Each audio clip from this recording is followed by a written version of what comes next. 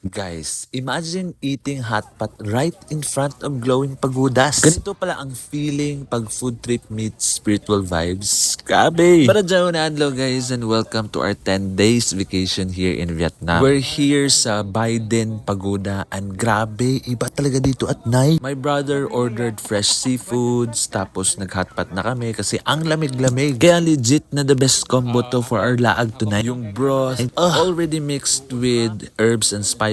So vibes na vibes yung deep cook, kain agad moment. Fresh na di tinipid sa sizes yung seafoods ang lalaki. Noodles plus may sweet potato. Simple pero chef kiss dahil sa ambience. And guys, look at the view. My best view. Two massive pagodas glowing across the water. Parang movie scene habang kumakain ka. At talaga namang kitang-kita na sarap talaga at simot na simot yung bawat sabaw at saka bawat unod ng kinakain namin ngayon. We walk around naman so many bridges here. Sobrang fresh na mata guys sa isip, sa salita, sa soul. Alam mo, minsan talaga kailangang umalis sa hustle para ma-remind kang buhay ka pa. If you're out here in Vietnam, don't just pass by Ninh Binh. Slow down, explore, and let places like this surprise you. At baka dito mo na rin mahanap yung peace na matagal mo nang hinahanap.